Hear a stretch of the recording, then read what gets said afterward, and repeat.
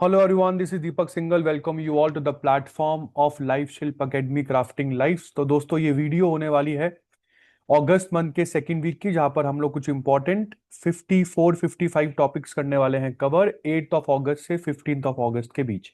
Video को last तक देखिएगा। पहली बार चैनल पर आए हैं तो प्लीज सब्सक्राइब कीजिएगा। Also hit the bell icon, like the video. आपका एक लाइक एक अच्छा एंथुसियाज्म देता है मुझे कि I should continue the good work.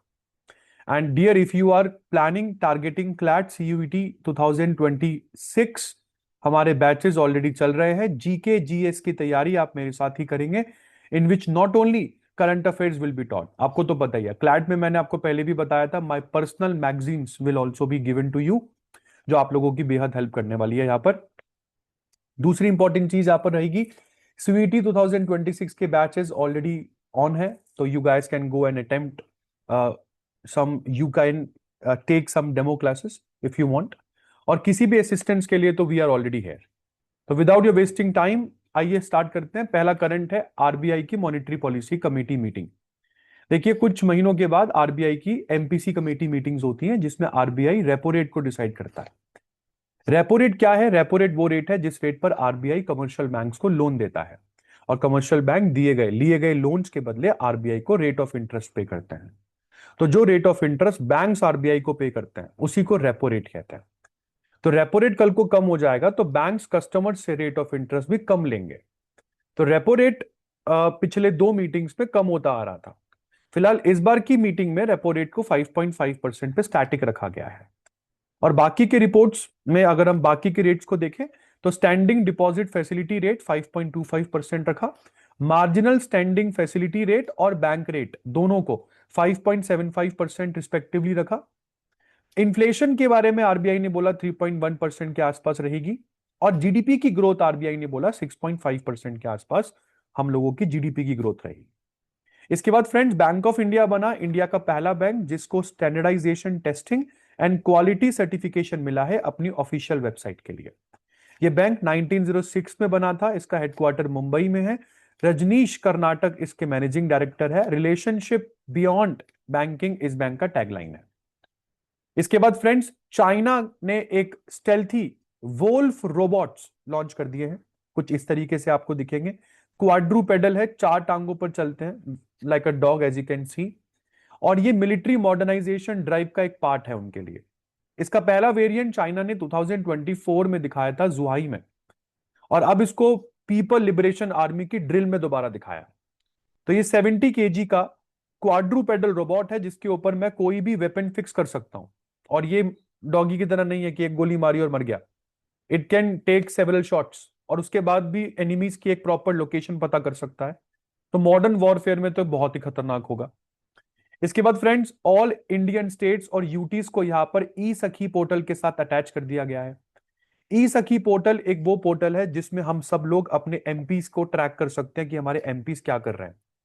हम अपने इस पोर्टल को चेक करके ये देख सकते हैं कि हमारे एमपीज ने पार्लियामेंट में क्या रिकमेंडेशन दी है, और अगर वो एक्सेप्ट हो गई है तो डिस्ट्रिक्ट अथॉरिटी ने कहां तक उसको सैंक्शन किया है, और अगर वो सैंक्शन भी हो गया है तो इंप्लीमेंटिंग एजेंसी ने कहां तक वो प्रोजेक्ट्स एग्जीक्यूट करे हैं। तो ई सखी portal is actually making governance very easy. Indians अपने अपने एमपीज पर चेक रख सकते हैं, और इस पूरे पोर्टल को ministry of statistics programme implementation ने एसबीआई के साथ मिलकर लॉन्च किया है, स्टेट बैंक ऑफ इंडिया। इसके बाद बेटा, पोलैंड के नए प्रेसिडेंट बने कैरोल नोरोकी डोनाल्ड ट्रंप के मेक अमेरिका ग्रेट अगेन के एक बहुत बड़े समर्थक माने जाते हैं। 6 ऑफ अगस्त को बने हैं ये पोलैंड के प्रेसिडेंट। इसके बाद ये पीआईएस से है, मतलब पार्टी लॉ एंड जस्टिस से है। इसके बाद फ्रेंड्स, असम ने रोल आउट किया एक पोर्टल, और इस पोर्टल में असम के रहने वाली जो इंडिजिनस पीपल है वो आर्म्स लाइसेंस के लिए अप्लाई कर सकता है। और यहां पे साफ साफ बोला है हेमंता बिस्वा शर्मा ने कि केवल वो लोग जो वनरेबल फील कर रहे हैं, स्पेशली बॉर्डर एरियाज और रिमोट एरियाज में रहते हैं, केवल वो ही आर्म्स के लिए अप्लाई कर सकते हैं आर्म्स लाइसेंस ऑनलाइन, और हम उनको देंगे। तो ओरिजिनल इनहेबिटेंट्स आप होने चाहिए, आप इंडिजिनस इंडियन सिटीजन होने चाहिए, ठीक है, और आप बॉर्डर और रिमोट एरिया में होने चाहिए, तभी आपको मिलेगा। इसके बाद रिजर्व बैंक ऑफ इंडिया ने एयू स्मॉल फाइनेंस बैंक, जो अभी तक एक एसएफबी था, स्मॉल फाइनेंस बैंक था, आखिरकार इस बैंक को यूनिवर्सल बैंक का स्टेटस मिल गया। 11 साल से वेट कर रहा था ये बैंक, सोचिए। AU small finance bank India का सबसे बड़ा स्मॉल फाइनेंस बैंक है, जिसके पास इंडिया की स्मॉल फाइनेंस बैंक की मार्केट का 40% शेयर है। और अब क्योंकि ये बन गया है एक यूनिवर्सल बैंक, तो ये कॉर्पोरेट क्लाइंट्स को सर्व कर सकता है, बैंकिंग प्रोडक्ट्स का एक बड़ा रेंज अपने पास रख सकता है, रिटेल और कॉर्पोरेट सेगमेंट्स में अपने आप को एक्सपेंड कर सकता है। तो काफी फायदा है। इसके बाद friends, reserve bank of India ने जुलाई 2025 में अपने अर्बन कंज्यूमर कॉन्फिडेंस सर्वे, जो उन्होंने जुलाई 2025 में किया था, उसकी रिपोर्ट को पब्लिश कर दिया है। Urban consumer confidence survey by monthly किया जाता है, तो ये रिपोर्ट जुलाई की है। और इस रिपोर्ट में 19 मेजर सिटीज से कुछ 5,592 रिस्पोंडेंट्स से क्वेश्चन पूछे गए और उनके बेसिस पर जो है वो रिपोर्ट बनाई गई। रिपोर्ट में एक जनरल सेंटीमेंट क्या दिखाया गया कि अर्बन हाउसहोल्ड एक मार्जिनल इंप्रूवमेंट देखते हैं, आने वाले सालों में एक मार्जिनल इंप्रूवमेंट देखते हैं। ये पूरे की पूरे रिपोर्ट में दो तरह के इंडेक्स पब्लिश होते हैं, कंज्यूमर में करंट सिचुएशन इंडेक्स और फ्यूचर एक्सपेक्टेशंस इंडेक्स। इसके बाद आगे बढ़ते हैं। यूनियन मिनिस्ट्री ऑफ टेक्सटाइल्स जो है, उन्होंने भी एक बुक लॉन्च करी। यहां पर आपको यूनियन मिनिस्टर फॉर टेक्सटाइल आपको दिख जाएंगे सेंटर में, नाम है इनका गिरिराज सिंह चौहान। तो गिरिराज सिंह चौहान एक बुक लॉन्च कर रहे हैं। बुक का नाम क्या है? Carbon footprint assessment in the Indian handloom sector, methods and case studies. इसके बाद फ्रेंड्स, आईआईटी गांधीनगर और इथियोपिया के मिनिस्ट्री ऑफ एजुकेशन ने मिलकर एक एमओयू साइन किया है, और ये दोनों मिलकर जॉइंट इंटरनेशनल डॉक्टोरल प्रोग्राम इन दोनों ने मिलकर चलाया। ऐसे में क्या होगा? ऐसे में एक joint doctoral research, academic exchange और को सुपरविजन को बढ़ावा मिलेगा दोनों ही कंट्रीज के बीच में। इसके बाद फ्रेंड्स, अभी हाल फिलहाल में काउंटर पॉइंट रिसर्च ने AI and R and D, artificial intelligence and research and development पर आधारित एक एआईसीटी इंडेक्स पब्लिश किया, जिसमें दुनिया की टॉप मोस्ट सिटी इस इंडेक्स में जो एआई और आर&डी में सबसे आगे है, दैट वाज सिंगापुर। इसके बाद सेकंड नंबर पर सियोल, थर्ड पर बीजिंग, फोर्थ पर दुबई और फिफ्थ पर अमेरिकन सिटी सैन फ्रांसिस्को रही। हालांकि टॉप मोस्ट इंडियन सिटी इस इंडेक्स में बेंगलुरु रही एट नंबर 26। अच्छा है। और बाकी की इंडियन सिटीज बेंगलुरु के पीछे, जैसे मुंबई, दिल्ली, चेन्नई और कोलकाता। इसके बाद फ्रेंड्स आगे बढ़ते हैं। 9th ऑफ अगस्त को international day of world indigenous people celebrate होता है। इसी दिन मैंने आपको बताया था नागासाकी डे भी सेलिब्रेट होता है, क्योंकि हिरोशिमा के 3 दिन के बाद नागासाकी पर अमेरिका ने फैटमैन नाम का एक एटॉमिक बॉम्ब यहां पर गिराया था। इसके बाद बेटा, इंटरनेशनल फाइनेंस कॉर्पोरेशन ने यहां पर एच ड्रीम नाम के एक फंड में $150 मिलियन देने की बात कही। एच ड्रीम फंड, अब आपके दिमाग में क्वेश्चन आएगा, इसको चलाता कौन है, ये कौन मैनेज करता है? एच ड्रीम फंड जो है वो HDFC कैपिटल एडवाइजर नाम से एक ग्रुप है, वो मैनेज करता है। और ये HDFC capital adviser HDFC bank का ही सब्सिडरी है। अब ये तो समझ में आ गया मैनेजर कौन है। अब इसमें दिया हुआ पैसा यूज कहां पर होगा? तो ये मनी जो है ये ग्रीन अफोर्डेबल अर्बन हाउसिंग को इंडिया में डेवलप करेगा। इसके बाद दोस्तों, एक्सिस बैंक ने लॉक एफडी फीचर को यहां पर मतलब अपना रोल आउट कर दिया है। लॉक एफडी फीचर से होगा क्या? तो आप अपनी एफडी को लॉक कर सकते हैं। तो लाख आपके फोन पर साइबर अटैक्स हो जाए, कोई भी इंसान आपकी एफडी नहीं तोड़ पाएगा, क्योंकि एफडी तोड़ने के लिए उस इंसान को जाना पड़ेगा बैंक ब्रांच, फिजिकली विजिट करना पड़ेगा, डॉक्यूमेंट्स उसको फर्निश करने पड़ेंगे। डॉक्यूमेंट्स देखने के बाद ही बैंक आपके जो एफडी है, लॉक्ड एफडी को अनलॉक करेगा, ताकि आप मैच्योरिटी से पहले उसको तोड़वा सके। तो एक बार अनेबल हो गई तो प्री मैच्योर एफडी को तो केवल अनलॉक तभी किया जा सकता है जब आप ब्रांच जाए और आइडेंटिटी आपकी वेरीफाई होगी, तभी आपकी एफडी सिक्योर रहेगी। तो ये अच्छा है। तो लॉक एफडी की फीचर को एक्टिवेट करें अगर आपका एक्सिस बैंक में अकाउंट है। इसके बाद फ्रेंड्स, भारत फोरकास्ट सिस्टम दुनिया का सबसे बेहतरीन और सबसे सटीक और सबसे फास्ट वेदर फोरकास्टिंग सिस्टम है। आपको बता दूं क्यों? क्योंकि इस वेदर फोरकास्टिंग सिस्टम के पीछे लगे हैं इंडिया के 2 सुपर कंप्यूटर्स। एक है एरका, जिसको लगाया है IITM पुणे में, और दूसरा सुपर कंप्यूटर है अरुणिका, जो लगा है NCM RWF नोएडा में। दुनिया के बड़े से बड़े प्रोग्राम केवल 12 घंटे, 12 घंटे में भविष्यवाणी करते हैं, 12 घंटे लेते हैं वो कोई भी रियल टाइम फोरकास्ट करने में। हमारा भारत फोरकास्ट सिस्टम मात्र 3 से 6 घंटे में ही फोरकास्ट दे देता है, वो भी दुनिया के किसी फोरकास्ट सिस्टम से बहुत सटीक। इसके बाद फ्रेंड छत्तीसगढ़ बना। छत्तीसगढ़ में डिस्ट्रिक्ट है महसामुंड डिस्ट्रिक्ट, और महसामुंड डिस्ट्रिक्ट में एक जगह है, एक ब्लॉक है भालूकोना जामिनी दी ब्लॉक। तो भालूकोना जामिनी दी ब्लॉक के तो भाई साहब यहां पर मतलब इनका तो किस्मत खुल गई, क्योंकि इस पूरे भालूकोना जामिनी दी ब्लॉक में हमें मिला है नी सू पीजीई, मतलब निकल कॉपर प्लैटिनम ग्रुप एलिमेंट्स की पूरी बेल्ट मिली है यहां पर। तो ऑफ कोर्स अगर इतने अच्छे एलिमेंट्स यहां पर मिले हैं तो एक्सप्लोरेशन भी होगा और इस रीजन में तरक्की भी होगी। इसके बाद फ्रेंड्स दिल्ली लेजिस्लेटिव असेंबली बनी, इंडिया की पहली असेंबली जो पूरी तरीके से सोलर पावर पर चल रही है। अगर आप देखिए दिल्ली लेजिस्लेटिव असेंबली की छत पर सोलर पैनल्स लगे हैं, कितने, तो 500 किलोवाट के सोलर पैनल्स। पूरी लेजिस्लेटिव असेंबली की बिजली सोलर पावर से आ रही है, कोई कार्बन एमिट ही नहीं हो रहा। और दूसरा यहां पर क्या है, दूसरा ये पहली लेजिस्लेटिव असेंबली बनी है जो पूरी तरीके से डिजिटल चल रही है। इसके बारे में हम लोगों ने पढ़ा भी था कि डिजिटल एप्लीकेशन इन्होंने अडॉप्ट करी है नेवा के नाम से, नेशनल ई विधान एप्लीकेशन, जिसकी वजह से जो भी यहां पर बिल्स वगैरह पास होंगे, जो भी लेजिस्लेटिव काम होंगे, वो सब पेपरलेस तरीके से होंगे, एप्लीकेशन के माध्यम से। तो वन नेशन वन एप्लीकेशन को फॉलो करते हुए इन्होंने नेवा एप्लीकेशन को अडॉप्ट कर लिया है। इसके बाद फ्रेंड्स पंजाब अच्छा है, सभी क्लैट वालों के लिए तो बेहद इंपॉर्टेंट होने वाला ये टॉपिक। पॉस्को एक्ट तो आपको पता ही होगा, prevention of children from sexual offences act 2012 और जुवेनाइल जस्टिस एक्ट 2015। इन दोनों एक्ट्स में अगर कोई बाय चांस स्पेशल चाइल्ड है तो उसकी भाषा को समझने के लिए, या अगर कोई डीफ मतलब अगर कोई डेफ है या अगर कोई बोल नहीं सकता है, तो ऐसे बच्चों के लिए मेरे पास कोई इंटरप्रेटर्स नहीं थे जो साइन लैंग्वेज में बात कर सकते थे। तो ऐसे बच्चों के साथ अगर कोई सेक्सुअल असॉल्ट होता भी था तो बड़ा मुश्किल हो जाता था इनको अपनी बात समझाना। तो पंजाब बन गया है इंडिया का पहला स्टेट जिसने जुवेनाइल जस्टिस एक्ट और पॉस्को एक्ट के अंतर्गत special educators, sign language interpreters और ट्रांसलेटर्स बिठाए हैं। तो बढ़िया चल रहा है, अच्छा है। इसके बाद प्राइम मिनिस्टर मोदी यहां पर इनॉग्रेट इन्होंने किया MS Swaminathan centenary international conference.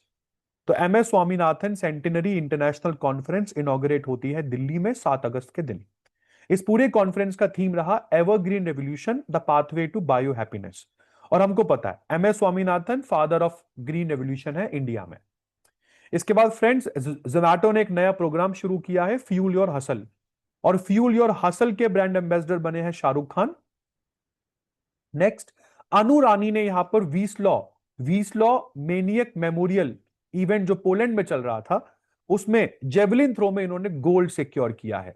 तो Anu Rani of India got the gold medal at Wieslaw Maniak memorial in Poland. 10 अगस्त को बायोफ्यूल डे हम लोग सेलिब्रेट करते हैं। इस बार के वर्ल्ड बायोफ्यूल डे का थीम रहा a sustainable pathway to net zero. 10 अगस्त को वर्ल्ड लायन डे भी सेलिब्रेट होता है बेटा। और रिजर्व बैंक ऑफ इंडिया के एक पैनल ने रिकमेंड किया है कि हम वेटेड एवरेज कॉल रेट को ही मॉनेटरी पॉलिसी के ऑपरेटिंग टारगेट के रूप में ट्रीट करेंगे। अभी मैंने आपको बताया था कि मॉनेटरी पॉलिसी कमेटी मीटिंग जो है वो हर 2-2 महीने में हो रही है, जो फिक्स करेगी रेपो रेट को, है ना, और कई सारे रेट, जिसमें रेपो रेट पर सबकी नजर टिकी होती है। तो अब मैंने बोला कि MPC कमेटी ने बोला कि भाई रेपो रेट को फिक्स करने के लिए एक टारगेट तो होना चाहिए जिसको देखकर ये फिक्स किया जाए। तो वो टारगेट हम लोग रखेंगे WACR। अब WACR क्या होता है, अगर आप इकोनॉमिक्स के बच्चे हैं तो समझ जाएंगे। जब भी बैंक्स की लिक्विडिटी बहुत कम होती है बट बैंक्स के पास एसेट होते हैं, जैसे मान के चलो HDFC बैंक और बैंक ऑफ इंडिया, इसमें बैंक ऑफ इंडिया के पास मनी बहुत है, सरप्लस मनी है, और HDFC बैंक के पास लिक्विडिटी क्राइसिस हो रहा है बट इनके पास गोल्ड बहुत है। तो यहां पे लिक्विडिटी क्राइसिस चल रहा है। तो HDFC bank bank of India को बोलेगा कि सर आप मेरे से गोल्ड ले लो मेरा, और मुझे बदले में ना कुछ पैसे दे दो, मुझे मनी दे दो, जिससे मेरी लिक्विडिटी क्रंच जो है वो सॉल्व हो जाएगा और मैं आपको बदले में उसका रेट ऑफ इंटरेस्ट दे दूंगा। और ड्यूरेशन रहेगा केवल ओवरनाइट, बस एक रात के लिए दे दो सर, अगले दिन तो मेरे पर डिपॉजिट आ ही जाएंगे। तो ये ओवरनाइट बेसिस पर जो बैंक ने बैंक से पैसा उधार लिया है, इस पर जो बैंक एक दूसरे को रेट ऑफ इंटरेस्ट पे करते हैं, इसको कॉल मनी रेट कहते हैं या कॉल रेट कहते हैं। और इसी कॉल रेट को वेटेड एवरेज कॉल रेट भी कहा जा सकता है। तो आरबीआई क्या बोल रहा है कि अगर आप एक दूसरे को वेटेड एवरेज कॉल रेट में इतना परसेंट पे कर सकते हो तो मुझे तो कर ही सकते हो ना यार। इसलिए रेपो रेट का टारगेट रखा गया WACR। इसके बाद यूनाइटेड अरब एमिरेट्स ने इंडिया की सरकारी insurance company oriental insurance company के ऑपरेशंस जो हैं वो इंडिया में सस्पेंड कर दिए हैं। सॉरी, वो अपना दुबई में सस्पेंड कर दिए हैं। और ये दुबई में सस्पेंड क्यों किए गए हैं ये भी आपको बता दूं क्यों, क्योंकि यूनाइटेड अरब एमिरेट्स के कुछ रेगुलेटरी जो कॉम्प्लाइंस था वो ये नहीं मान रहे थे। तो कहते हैं कि 1960 में इन्होंने अपना ऑपरेशन शुरू किया था और 2024 में 296 करोड़ की पॉलिसीज इन्होंने बेच दी थी इस कंपनी ने। और अब ये कंपनी रन ऑफ स्टेटस में चलेगी। रन ऑफ का मतलब क्या है, कोई नई पॉलिसी इशू नहीं कर सकती, बट पुरानी पॉलिसीज को मैनेज करेगी और क्लेम्स को सेटल कर सकती है। इसके बाद फ्रेंड्स, इंडियन रेलवे ने एशिया की सबसे लंबी फ्राइट ट्रेन के ट्रायल रन यहां पर कंडक्ट करे। ये फ्राइट ट्रेन या मालगाड़ी 4.5 किलोमीटर लंबी है, जो गंज ख्वाजा स्टेशन से गढ़वा स्टेशन तक चल रही है। जो चली, गंज ख्वाजा स्टेशन यूपी में है और गढ़वा स्टेशन झारखंड में है। इन टोटल इस ट्रेन ने 209 किलोमीटर कवर करा 5 घंटे 10 मिनट में 40.5 किलोमीटर पर आवर की स्पीड से। इसके बाद फ्रेंड्स, इंडियन रेलवे ने यहां पर 20% रिबेट का ऑफर दिया है फेस्टिवल पैकेज के रूप में। ये बोल रहे हैं अगर आप अक्टूबर 13 से 26 के बीच में जाते हैं कहीं पर और वापसी आने का प्लान आपका अगर 17 नवंबर से 1 दिसंबर के बीच में है, तो आपकी रिटर्न टिकट पर आपको फ्लैट 20% का रिबेट मिलेगा। फ्लैट 20% का रिबेट आपको आपकी रिटर्न जर्नी पर मिलेगा। बट दोनों जर्नीज पूरी होनी चाहिए। जाते समय तो पूरे पैसे देने हैं, आते समय आपकी टिकट आपके बेस फेयर पर, जो आपका बेस फेयर है, बेस फेयर में फ्रेंड्स टैक्सेस वगैरह इंक्लूड नहीं होते, तो आपके बेस फेयर में हम लोग 20% आपको रिबेट दे देंगे। इसके बाद इंडिया का पहला animal stem cell bio bank बना हैदराबाद में। और हैदराबाद में ये stem cell bio bank NIAB के नाम से जाना गया, that is national institute of animal biotechnology. फिर प्राइम मिनिस्टर नरेंद्र मोदी ने यहां पर वंदे भारत ट्रेन को फ्लैग ऑफ किया। ये वंदे भारत ट्रेन नागपुर से पुणे चलेगी और सभी वंदे भारत ट्रेन में सबसे लॉन्गेस्ट रूट है इस ट्रेन का। I said longest route in the country ever covered by any Vande Bharat train. इसके बाद महाराष्ट्र की गवर्नमेंट ने दिशा अभियान चलाया। दिशा अभियान के अंतर्गत बेटा एक स्पेशल स्टूडेंट्स के लिए एक स्टैंडर्डाइज्ड और यूनिफॉर्म करिकुलम अडॉप्ट किया जाएगा। स्पेशल स्टूडेंट्स, जैसे कि मैंने आपको बताया, जो औरों की तरह नहीं है, उनको थोड़ा समझने में समय लगता है, तो स्पेशल स्टूडेंट्स के लिए एक करिकुलम, एक यूनिफॉर्म करिकुलम, और ऐसा करने वाला महाराष्ट्र पहला स्टेट है। बड़ा क्वेश्चन है, ये करिकुलम किसने डेवलप किया है? तो मेरी पिछली वीडियोस में देखना, मैंने इसको कवर किया है। इस फाउंडेशन के बारे में हम लोगों ने पढ़ाया है, जय वकील फाउंडेशन। तो ये करिकुलम जय वकील फाउंडेशन ने डिजाइन किया है। इसके बाद इसरो ने बेटा यहां पर टेस्टिंग करी कलाम 1200 मोटर की। ये कलाम 1200 मोटर जो है, ये विक्रम 1 नाम के रॉकेट में इंस्टॉल होगी। और विक्रम 1 जो है, ये इंडिया का पहला प्राइवेट इंस्टीट्यूशन के द्वारा बनाया गया ऑर्बिटल लॉन्च व्हीकल है। और उस व्हीकल में इस मोटर को प्लेस किया जाएगा। इस मोटर का टेस्टिंग श्रीहरिकोटा में हुआ। और ये मोटर और ये रॉकेट जिस प्राइवेट कंपनी ने बनाया है वो हैदराबाद बेस्ड कंपनी है, नाम है स्काईरूट एरोस्पेस प्राइवेट लिमिटेड। और ये इंडिया का सबसे लंबा मोनोलिथिक मोटर है which is developed at solid propellant plant in Sriharikota. इसके बाद 12 अगस्त को फ्रेंड्स इंटरनेशनल यूथ डे भी सेलिब्रेट होता है। और मैंने आपको बताया भी था पहले भी कि 12 जनवरी को नेशनल यूथ डे भी सेलिब्रेट होता है। तो ये तो इंटरनेशनल यूथ डे है। और national youth day Swami Vivekananda की मेमोरी में हम लोग सेलिब्रेट करते हैं। इसके बाद 12 अगस्त को वर्ल्ड एलिफेंट डे सेलिब्रेट होता है। जब इनको कुछ नहीं मिलता तो ऐसे फालतू के दिन डाल देते हैं ये लोग, नेवर माइंड। इसके बाद सेबी ने यहां पर एक प्लान, मतलब हम लोगों ने एक कंपनी के बारे में कवर किया था, अगर आपको याद आ रहा हो, जेन स्ट्रीट कंपनी, जो अमेरिकन बेस्ड कंपनी है और इन्होंने इंडियन स्टॉक मार्केट में मैनिपुलेशन की थी, जिसकी वजह से सेबी ने बैन लगा दिया था इस कंपनी पर। तो ऐसे कोई फॉरेन इन्वेस्टर्स इंडिया में कोई इस बड़े लेवल के कुछ घोटाले वोटाले ना करे, इसके लिए एक स्वागत एफआई नाम से प्लेटफॉर्म लॉन्च किया है सेबी ने। इसमें मतलब स्वागत एफआई का मतलब है single window automatic and generalised access for trusted foreign investors. ऐसे में फॉरेन इन्वेस्टर्स से जुड़े हुए रिस्क कम होंगे क्योंकि उनकी प्रोफाइल वेरीफाइड होगी, और दूसरा, इंडिया में ज्यादा भर भर के फॉरेन इन्वेस्टमेंट आने के चांसेस है। इसके बाद फ्रेंड्स, राजस्थान ने इंडिया में लॉन्च किया ट्रायल रन। किसके trial run? Drone based artificial rain के ट्रायल रन, जो कि राजस्थान के रामगढ़ डैम के आसपास किए गए। तो आपको पता ही है कि भाई इसको क्लाउड सीडिंग भी कहते हैं, इस एक्सपेरिमेंट को क्लाउड सीडिंग एक्सपेरिमेंट भी कहा जाता है। और मैं दोबारा रिपीट कर दूं बेटा, क्लाउड सीडिंग एक्सपेरिमेंट को सक्सेसफुल होने के लिए आपको हवा में एक सेट मॉइस्चर चाहिए होता है। अगर हवा पूरी तरीके से ड्राई होगी तो ये वहां पर काम नहीं करने वाला। तो अराउंड 60 ड्रोन्स का यूज किया गया, जिन्होंने एक स्पेशल केमिकल को डिस्पर्स किया, जिससे रेन बियरिंग क्लाउड यहां पर बने, और ड्रॉपलेट फॉर्मेशन को इन्होंने स्टिमुलेट किया, जिसकी वजह से रेनफॉल हुई। ठीक है जी। तो ये बहुत इंपॉर्टेंट चीज है, और इस प्रोजेक्ट के लिए स्टेट का, राजस्थान स्टेट का एग्रीकल्चर डिपार्टमेंट और यूएस और Bengaluru based company Genex AI यहां पर जो है राजस्थान की मदद कर रही है। इसके बाद नेशनल अनुभव अवार्ड्स अभी अनाउंस किए गए। ये awards department of pension and pensioners welfare के द्वारा अनाउंस किए जाते हैं। इन अवार्ड्स के लिए 2015 में प्राइम मिनिस्टर मोदी ने अनुभव पोर्टल भी लॉन्च किया था। ये अवार्ड ऐसे रिटायर्ड कैंडिडेट्स को जनरली अवार्ड देते हैं जिन्होंने एडमिनिस्ट्रेटिव सर्विस में, इंडिया के एडमिनिस्ट्रेटिव सेक्टर में अपना बहुत कुछ कंट्रीब्यूट किया।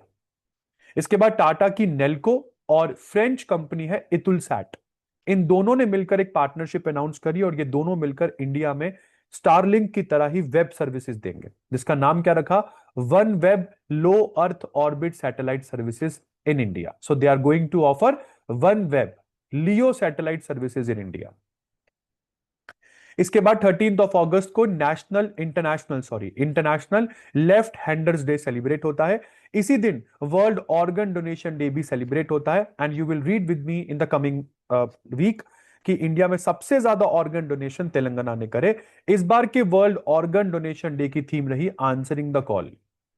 इसके बाद फ्रेंड्स, आईसीआईसीआई बैंक बना इंडिया में पहला बैंक जिसने अपना एक मंथली एवरेज बैलेंस का जो थ्रेशोल्ड है, जो सभी बैंक्स का 10,000 रुपए से ऊपर नहीं है, इन्होंने इसको बढ़ाकर 50,000 कर दिया है कि आपके हर एक दिन की क्लोजिंग निकाली जाएगी। जैसे मान के चलो कि मैं 14 को मैंने अकाउंट खुलवाया, तो 14 अगस्त से लेकर 14 सितंबर के बीच में हर एक दिन का क्लोजिंग बैलेंस लिया जाएगा, और फिर हर एक दिन के क्लोजिंग बैलेंस को जोड़कर उसको 30 से डिवाइड कर दिया जाएगा। तो मुझे पता लग जाएगा कि हर एक दिन कितना बैलेंस था। तो अगर वो एवरेज मंथली बैलेंस 50,000 से कम हुआ, तो जितना कम है, मान के चलो 4,000 रुपीज कम है, तो ये 4,000 रुपीज का 6% मेरे एक्चुअल बैलेंस में से काट लेंगे। और 4,000 का 6% समवट 200 से थोड़ा सा ही ऊपर है, एक बार आप चेक कर लेना। तो मैं वही कह रहा हूं। और अगर ज्यादा है तो ज्यादा से ज्यादा कितना काट सकते हैं लोग? 500 रुपीज से ऊपर नहीं काट सकते, और वैसे जितना शॉर्टफॉल है उसका 6% कटेगा। इन दोनों में से जो कम हुआ वो जनरली आपके अकाउंट से काटा जाएगा। इसके बाद इंडिया का फिस्कल डेफिसिट जून 2025 में 17.9% पहुंचा। फिस्कल डेफिसिट क्या होता है फ्रेंड्स? फिस्कल डेफिसिट होता है कि आपका बजट क्या है और आपने कितना पैसा खर्च किया है। तो लाइक मेरा बजट 100 है बट मैंने खर्च किया 105 रुपए, तो 5 rupees is my fiscal deficit. इसके बाद आईसीआईसीआई बैंक्स सभी प्राइवेट बैंक्स में एक शानदार बैंक बना जिसका एट्रिशन रेट सबसे कम रहा for the second consecutive time, sorry for the third consecutive year. मतलब तीसरे लगातार साल आपने देखा कि किसी भी प्राइवेट बैंक के मुकाबले आईसीआईसीआई बैंक में एट्रिशन रेट सबसे कम रहा। एट्रिशन का मतलब कितना, कितने परसेंटेज ऑफ एम्प्लॉइज अपनी इच्छा से या बिना अपनी इच्छा के एक स्पेसिफिक टाइम पीरियड में किसी इंस्टीट्यूशन को छोड़ के जा रहे हैं, तो वो आईसीआईसीआई बैंक में सबसे कम था। इसके बाद फ्रेंड्स केनिया बना अफ्रीका का 10th कंट्री जिसने ह्यूमन अफ्रीकन ट्राइपैनोसोमाइसिस नामक इस डिजीज को इरेडिकेट कर दिया है पूरी तरीके से। और पहली बार ऐसा नहीं हो रहा है, केनिया ने इससे पहले 2018 में एक डिजीज को और इरेडिकेट किया था, एलिमिनेट किया था, हराया था उसे, नाम था इसका ग्यूनिया वॉर्म डिजीज। अब एक और डिजीज पर इन्होंने फतेह हासिल कर ली है, which is called human African trypanosomiasis, जिसको स्लीपिंग सिकनेस भी कहते हैं। इसमें नींद आना, वॉमिटिंग आना, जॉइंट पेन होना, ये सब इसके आम सिम्टम्स हैं। और ये ट्रॉपिकल डिजीज है। ट्रॉपिकल डिजीज ट्रॉपिकल गर्म एरिया में सेत्से नाम की एक फ्लाई आपको काटती है, जिसकी वजह से ये डिजीज फैलती है। इसके बाद फ्रेंड्स पार्लियामेंट ने यहां पर पास किया मर्चेंट शिपिंग बिल 2025। प्रेसिडेंट के सिग्नेचर के बाद यह बिल हो जाएगा मर्चेंट शिपिंग एक्ट 2025, और इस एक्ट से रिप्लेस हो जाएगा इंडिया का 1958 का बना मर्चेंट शिपिंग एक्ट। तो ये अच्छा है, प्लस हमारे डोमेस्टिक लॉस को इंटरनेशनल लॉस के साथ अलाइन करता है, और फ्यूचर चैलेंजेस को अच्छी तरीके से हम लोग संभाल पाएंगे इस बिल से। इसके बाद फ्रेंड्स इंडिया की अंडर 19 और अंडर 22 टीम छा गई eight Asian boxing championship 2025। Asian boxing championship 2025 Bangkok में चल रही थी। अंडर 19 टीम ने 14 मेडल्स जीते और अंडर 22 टीम ने 13 medals. Under 19 team overall second number पर खत्म करती है, just behind Uzbekistan. Total medal में 3 गोल्ड, 7 सिल्वर, 4 ब्रॉन्ज रहे। और अंडर 22 टीम 13 मेडल्स के साथ एक ही गोल्ड ला पाई, 4 सिल्वर और 8 ब्रॉन्ज। यहां पर एक गोल्ड भी जो जीता वो रितिका ने जीता। इसके बाद बेटा ICC men's player of the month for July announce हो गए हैं, और player of the month for July men's में शुभमन गिल है इंडिया के, और फीमेल में विमेन में आपके पास इंग्लैंड की प्लेयर है, नाम है इनका सोफिया डंकले। इसके बाद डेविड वार्नर जो वैसे इंटरनेशनल क्रिकेट से अनाउंस कर चुके हैं अपना रिटायरमेंट, इन्होंने विराट कोहली को हाल फिलहाल में पीछे छोड़ा in the T20 run scorer list. तो T20 रन स्कोरर लिस्ट में अब डेविड वार्नर नंबर 5 पर और विराट कोहली 6th पर आ गए हैं। ऐसा क्यों? क्योंकि विराट कोहली डेविड वार्नर भले ही इंटरनेशनल क्रिकेट छोड़ दिया हो इन्होंने, बट आज भी कई सारी आईपीएल प्राइवेट लीग्स खेलते हैं, आईपीएल जैसी प्राइवेट लीग्स खेलते हैं, मतलब T20 लीग्स। हालांकि इस लिस्ट में अभी भी नंबर 1 पर the universe boss Chris Gayle दिखेंगे आपको, नंबर 2 पर अपना कारण पोलार्ड दिखेंगे आपको। ज्यादा डिफरेंस नहीं है अगर आप देखें तो, ऑफ कोर्स इसको अचीव कर सकते हो, अचीवेबल है। इसके बाद बेटा रिजर्व बैंक ऑफ इंडिया ने शिफ्ट कर लिया है चेक ट्रांकेशन सिस्टम की तरफ, चेक ट्रंकेशन सिस्टम की तरफ। तो पहले बैच प्रोसेसिंग सिस्टम होता था। बैच प्रोसेसिंग सिस्टम में क्या हुआ, मान के चलो कि मेरा अकाउंट बैंक ऑफ इंडिया में है और आपका अकाउंट एचडीएफसी में है। तो मैंने आपको बैंक ऑफ इंडिया का एक चेक इशू किया, आपने वो चेक एचडीएफसी बैंक में डाला। अब एचडीएफसी बैंक मेरा वो फिजिकल चेक मेरे बैंक को वापस करेगा और बोलेगा कि सर ये चेक आप ही ने इशू किया था, इसको जरा सर्टिफाई करो, और अगर आपने इशू किया था तो जो मनी है वो हमें रिलीज करो, ताकि जिस आदमी के नाम पर ये चेक इशू हुआ है उसका अकाउंट हमारे बैंक में है, तो हम उसके वो पैसा उसके अकाउंट में डाल दें। अब क्योंकि फिजिकल चेक घूम रहा है यहां पर, इसलिए इस सिस्टम को पूरा होने में 2 से 3 दिन लग जाते थे। आरबीआई ने बोला हटाओ यार इसे, आजकल डिजिटल जमाना है, तो जैसे ही चेक आएगा आप चेक की फोटो खींचकर भेज दो ना, फिजिकल चेक भेजने से क्या होगा आपको। तो ऐसे में एटलीस्ट मनी एक दिन में रिलीज तो हो पाएगा, और एक दिन में ही आपका चेक रिलीज हो जाएगा। इसी डिजिटल सिस्टम को चेक ट्रंकेशन सिस्टम कहते हैं आप लोग। इसके बाद 600 सालों के बाद, मैंने पिछले वीक ही कवर करवाया था कामचेट का पेनिनसुला के पास 8.8 8.7 रिक्टर स्केल का भूकंप, उस भूकंप की वजह से ये उसके आफ्टर शॉक्स बताए जा रहे हैं। 600 साल पुराना जो एक तरीके से वॉल्केनो है वो इरप्ट हुआ, लास्ट टाइम वो 1463 में फटा था। 600 साल पुराना वॉल्केनो कहां पर लोकेटेड है? कामचेट का पेनिनसुला रशिया में लोकेटेड है। वॉल्केनो का नाम क्या है? रैशनिन-निकोव वॉल्केनो। रैशनिन-निकोव वॉल्केनो 600 साल के बाद। इसके बाद बेटा साइंटिस्ट ने यहां पर कुछ ह्यूमंस के द्वारा बनाए कुछ स्टोन टूल्स प्लस कुछ एनिमल टीथ डिस्कवर करे हैं इंडोनेशिया के वेलेशिया रीजन से, वेलेशिया आइलैंड से, जिसकी एज 1.48 मिलियन ईयर्स बताई जा रही है। और अगर ये सच निकलते हैं तो ये पूरे इंडोनेशिया के सबसे पुराने ह्यूमनोइड आर्टिफैक्ट्स के एविडेंस हैं जो ये बताएंगे कि इतने साल पुराना मानव इंडोनेशिया में वेलिशिया रीजन में स्पेशली रहा करता था। इसके बाद इंडिया की बिड कॉमनवेल्थ गेम्स 2030 को होस्ट करने के लिए उसको फॉर्मली इंडियन ओलंपिक एसोसिएशन ने अप्रूव कर दिया है। अब हमें फाइनल बिड 31 अगस्त 2025 तक सबमिट करनी है जो अब हम कर ही देंगे। तो मोस्ट प्रोबेबली 2030 के कॉमनवेल्थ गेम्स इंडिया में होंगे, तो नियरली 20 साल के बाद, क्योंकि लास्ट टाइम 2010 में हुए थे। On the last current for today, 15th of August, India celebrated 79th Independence Day. And on this note, this is Deepak Singhal signing off. मिलते हैं next video में, which will be the third video for the August month. अगर मेरा काम अच्छा लगा हो तो प्लीज लाइक के बिना मत जाइएगा।